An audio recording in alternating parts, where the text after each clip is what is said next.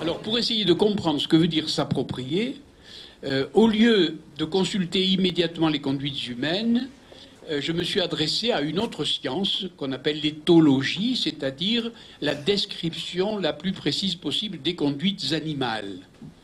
Et enfin, tout le monde, que je sache, a vu pisser les chiens sur les trottoirs ou le long des murs. Et vous savez généralement que les vertébrés ou les mammifères définissent leur niche, définissent leur habitat avec leurs propres excrétions. Mais comment faisons-nous, nous? C'est ça la question. Eh bien, c'est facile à répondre. Voilà mon verre, voilà l'eau. Je vais me verser de l'eau et vous allez boire dans mon verre. Je vais hésiter à boire dans le même verre que vous. Si je vais cracher dans le fromage, vous n'allez pas partager le fromage. Voilà pour les aliments. Et d'une certaine manière, cracher dans la soupe, puisque c'est une expression populaire, ça veut bien dire ça. Cracher dans la soupe, c'est s'approprier la soupe. Et cette soupe-là, personne plus va la toucher d'une certaine manière. Bon. Alors ça, c'est vrai pour l'alimentation. Ça, c'est quelque chose qui tombe sous le sens. Donc nous faisons bien comme les animaux. Mais pour habiter, est-ce qu'il en est de même? Je crois. Je crois parce que ce soir, je vais coucher à l'hôtel, puisque je ne vais pas rentrer à Paris, j'ai plus le temps. Et l'hôtel sera bon ou sera excellent dans la mesure où il va ouvrir sur une chambre propre. Mais demain matin, quand j'aurai couché dans ces draps, lorsque j'aurai sali ces serviettes, est-ce que vous allez y coucher, vous? Et si le propriétaire de l'hôtel vous donne la même chambre que moi, sans l'avoir nettoyé, vous n'y rentrerez pas. Et vous n'y rentrerez pas pourquoi? Parce que l'ayant sali, je me le suis approprié comme le chien que je viens de citer, comme le tigre ou le rossignol que je viens de citer. Et donc, c'est vrai pour l'alimentation, et tout d'un coup, ça va être vrai pour l'habitat. Donc, c'est pas conventionnel. Alors, où est le fondement de la propriété? Chez les animaux. Voilà. Alors, ma première attaque de la question de la pollution, ça a été de dire, eh bien, si vous voulez du propre, il faut le salir. Et théorème 1, le propre, c'est le sale. Oui, c'était la première idée. Et par conséquent, dès le moment où, pour s'approprier, vous salissez l'endroit en question, eh bien, il y a un autre mot pour dire salir, c'est polluer.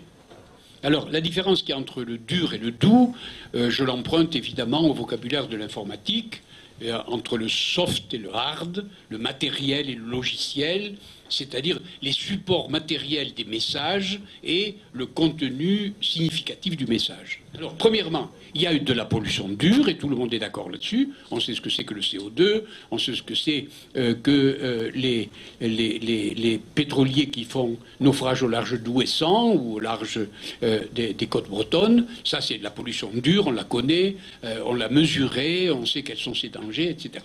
Bon, on peut y revenir, mais là aussi, il y a propriété, appropriation. Mais deuxièmement, il y a une pollution douce qui est aussi importante et peut-être plus importante pour nous que la première. Alors, quelle est cette pollution? C'est de la pollution par les messages. Alors, bon, qui d'entre vous, prenant sa voiture, n'est pas rentré dans une des villes de France aujourd'hui? L'entrée des villes, est-ce que vous avez idée de ce qu'est l'entrée d'une ville? Et je ne sais pas qui, je crois que c'est Charles qui me disait tout à l'heure, qu'il avait vu une photo d'une entrée de ville, vous voyez, d'une sous-préfecture, une préfecture française, où le photographe avait essayé de cacher avec des petites taches blanches tous les endroits de la publicité. Vous voyez, à l'entrée d'une ville, on ne voyait plus rien. C'est-à-dire la ville avait complètement disparu, il y avait simplement le nom de la ville que le photographe avait laissé. Première remarque. J'ai le droit, dit le propriétaire de la marque, de mettre ma marque, puisque j'ai acheté l'espace, le fragment de mur ou l'affiche, c'est-à-dire l'espace sur lequel je mets mon logo. Mais voyons, l'a-t-il vraiment acheté? Oui, il l'a acheté, il n'y a pas de doute. Il l'a acheté, disons, 10 mètres carrés ou 6 mètres carrés sur lequel il met son logo. Très bien. Mais en fait, il n'a pas acheté ça. Il a acheté les dizaines de mètres cubes d'espace perceptif autour de cette affiche. C'est-à-dire, tout d'un coup, cette affiche occupe totalement l'espace. Et donc, ce qui est acheté, c'est pas seulement les mètres carrés sur lesquels est le logo, mais c'est les mètres cubes de l'espace perceptif. Bon, il a acheté ça. Mais il n'a pas acheté que ça. Il a acheté votre perception. Il a acheté votre vue.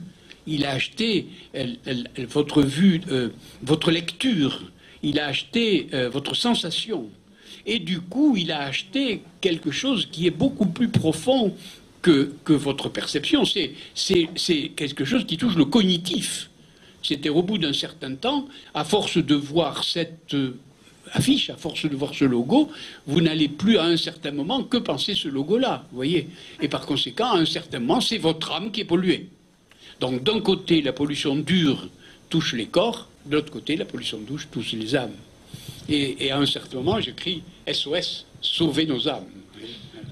Sur ce livre-là, la question fondamentale que j'ai posée, c'est que, au fond, sur la question de la pollution de l'environnement, les sciences dures sont suffisantes. C'est-à-dire les analyses de la chimie, de la climatologie, de la physique du globe sont à peu près correctes. Donc, ce n'est pas la peine d'y revenir dessus. Alors, je dis, comme elle ne pose que la question comment, la question pourquoi me reste sur les bras. Et ça, ce n'est pas les sciences dures qui peuvent la poser. Pourquoi? Parce que les sciences dures ne peuvent arriver à une description convenable et à la rigueur ou à la précision qu'à la condition d'abandonner la question pourquoi. Donc la question pourquoi, elle va appartenir à une autre zone. Alors pour le moment, je dis que c'est le droit. Mais le droit fait partie des sciences molles, d'une certaine manière, oui. Mais là, je dis que c'est de l'autre côté que doit se résoudre la question. Et je suis même surpris qu'on ne pose pas cette question-là. Enfin, c'est l'apport de mon livre, que ça se réglera sur la question du droit de propriété. J'ai voulu, au fond, dans mon livre, c'est le troisième résultat. Le premier résultat, c'est sur la propriété. Le deuxième résultat, c'est sur ce que c'est que la pollution douce. Et le troisième résultat, ça serait de dire, mais voyons, j'ai donné pour titre à ce livre le mal propre. Et quelle serait la solution à cette question, à ce problème?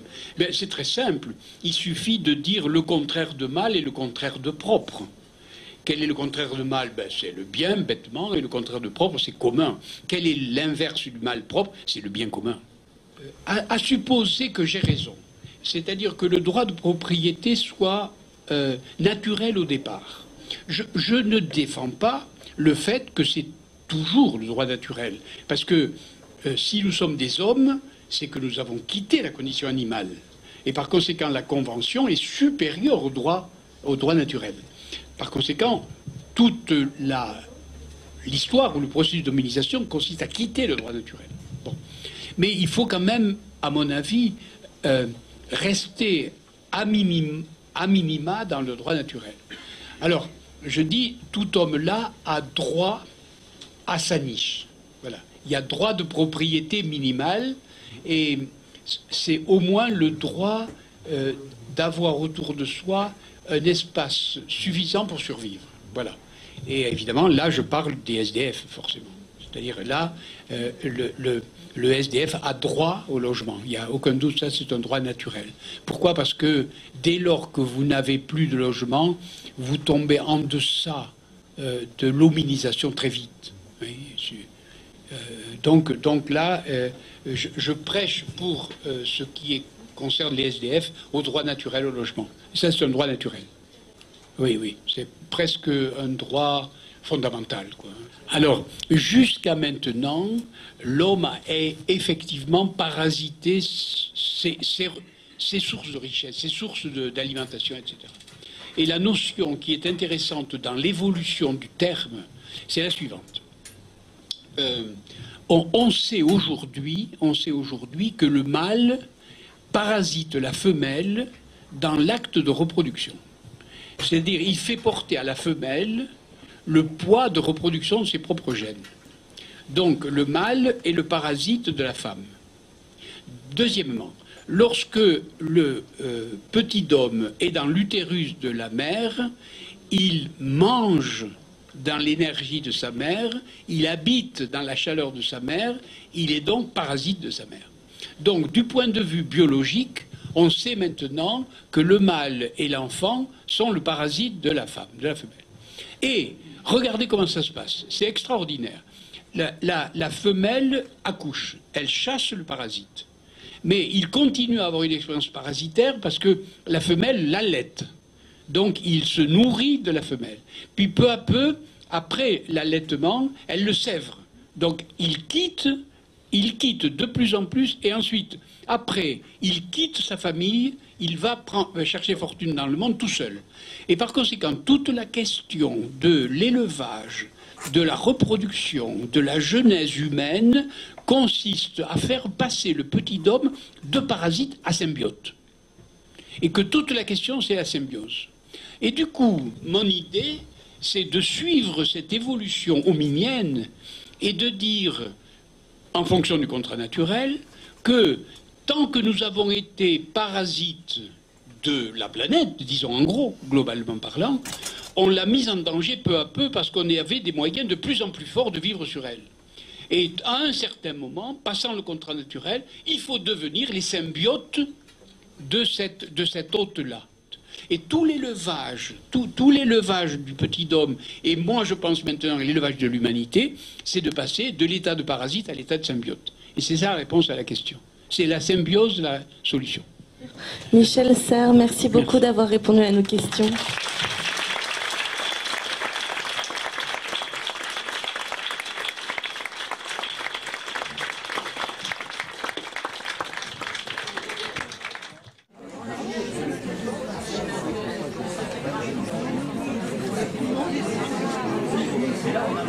Oui.